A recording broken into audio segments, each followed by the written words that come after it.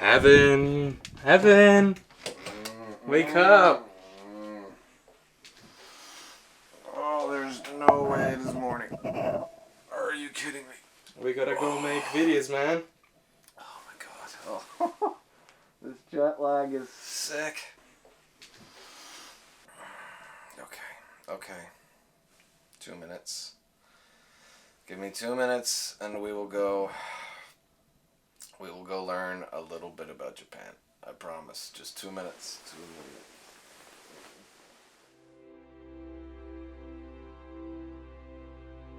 And now we're here at Sengakuji, an incredibly important place in Tokyo. It's important not just for the temple, but the graveyard that's attached to it. The graveyard that contains the 47 Ronin and their leader, Asano Naganori. And this story, it's kind of about Asano. It's kind of about his struggle, but it's really more about the 47 Ronin who followed him into death. And to explain this, I think it's best to first explain what a Ronin is and the role of the Ronin or the samurai in society. So every year in the early 1700s, when this story begins, the leaders from the countryside, they call them daimyo, we would call them lords, they come here to Tokyo to meet with the emperor and sort of grease the wheels of society a little bit, to sort of tell the emperor, we still 100% support you unto death, we have loyalty, we have honor, and we have duty. And so the emperor, he takes all of these people in and he sort of gives them his fatherly duty in return. Society is cohesive, everybody goes home, and they wait for the next year. But sometimes, if you're not really used to coming to Edo, well, you don't really understand the language, the nuance, the social order that allows you to talk to the emperor. So the emperor will give you someone, a magistrate or tax collector, or someone who knows a lot about the city to sort of teach you how life goes. And then when you meet the emperor, you don't make a fool of yourself, and you're more able to maybe get the most out of your experience here. But our hero, or anti-hero, depending on how you look at him, he doesn't really get Tokyo. And on top of that, the magistrate who's assigned to him is asking for a bribe to teach him what he should be teaching for free. And Asano, he doesn't like this. He's sort of a hot-headed guy from the countryside. He doesn't like this city guy telling him that he's got to pay him money just to learn what he's supposed to learn. So he gets a little bit riled up. And this makes the magistrate sort of, laugh at him, because the magistrate has all the power in the world here in the city. So when he actually ends up in the imperial palace, the magistrate, sort of under his breath, calls him a country bumpkin, or the equivalent of something like that. Just a little prick of an insult. And Asano, he's not exactly a calm man, shall we say. So he pulls out his sword and slices the face of this magistrate. And the magistrate survives the slash, but the place that Asano does the slicing, you're not allowed to have your sword out. In fact, if you pull your sword out, it condemns you to death. So Asano is pretty much immediately told, well, you've broken the law and the punishment is death. So you come to this temple here at Sengakuji and commit seppuku, ritual suicide.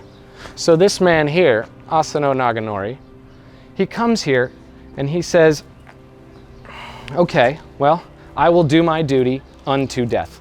But as we mentioned before, duty is sort of leveled. He owes duty to the emperor, but people owe duty to him. He has 300 samurai who owe him duty to death. And now they don't have a master. He's dead. So what do? Well, 253 of them or so decide that they're just going to go on their lives. They become Ronin, or masterless samurai, but they head off into the countryside and do whatever it is a masterless samurai ends up doing, living out their lives. But 47 of those Ronin, they don't like this. They can't handle the fact that Asano was punished, but this magistrate, who in many respects broke the law just as poorly, was given absolutely no punishment. That's unfair. It's not unfair to the civil law, but it is certainly unfair to the Neo-Confucius religious laws that underpin society, the unspoken rules of being Japanese. And so these 47 Ronin, they feel like they still owe their master the duty of death. and they haven't fulfilled their duty. So they're sort of in limbo. So these 47 Ronin, they spend over a year preparing to come here to Tokyo to meet the man who killed their master. And after that year and a half, the 47 of them quietly come here into town. They come to the house of that magistrate, they kill 20 of his house guards, go up into his bedroom, find him hiding in the closet, pull him out of the closet, throw him on the ground, and chop off his head. And so now with the local magistrate's head, they walk across town to this temple where their master has been slain and buried, and they bring that head up this pathway that we're about to walk, one of the most important walkways in the country. And they carry that head with them, letting everyone in town know we have fulfilled our duty, we have honored our master, and we are willing to die for this. And they walk up this alleyway, carrying this head before them. All 47, well 46, as one messenger had run off to go let the local government know what they'd done, because they didn't want this to be a secret. They wanted everyone to know that they had fulfilled their duty. And so they walked and continued to walk up to this point just ahead, where there is a small well of water. And to make sure that it was truly honorable, they washed his head here in this pool. And so they took the head, they dunked it down in the water, they lifted it back up again, and continued up to the grave of Asano Naganori. And carrying that head, full of pride, but still a little, well, you have to imagine how they must have felt, right? This is a year and a half of preparing, knowing that the end result is your own death. Knowing that when you fulfill this task, all 47 of you are undoubtedly going to be condemned to die.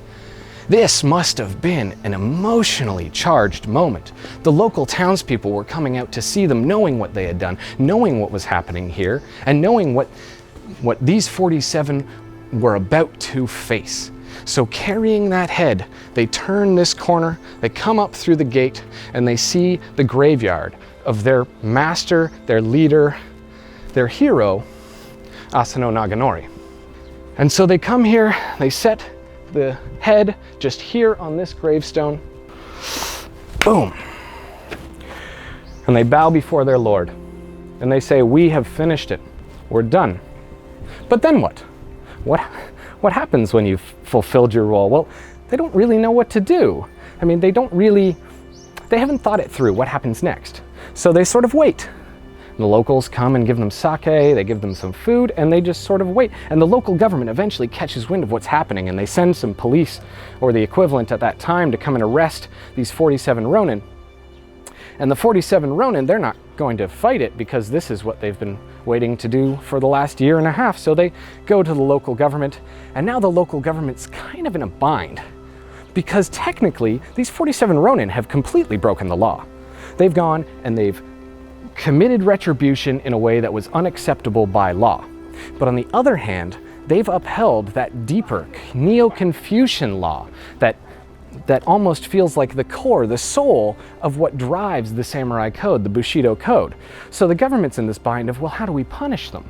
Because certainly law still must matter, civil law must matter, but religious law drives the nation. So if you punish too hard, well, the locals won't like that. The people will think that you've actually gone beyond what you were supposed to do, but you absolutely must punish them. So the local government comes up with this agreement.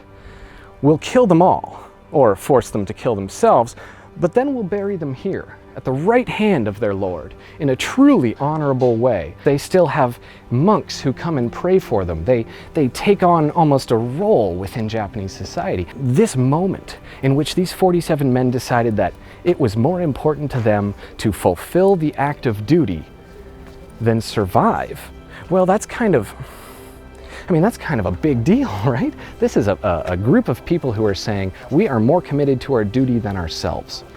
And as a Westerner, as a Canadian, as an Italian, it doesn't really resonate with us the same way that it resonates here, with this idea that these 47 men, they did something incredible in that they committed themselves beyond themselves. They committed themselves to something greater. And as Japan unified as a nation, they were looking for a story that said, But what are we?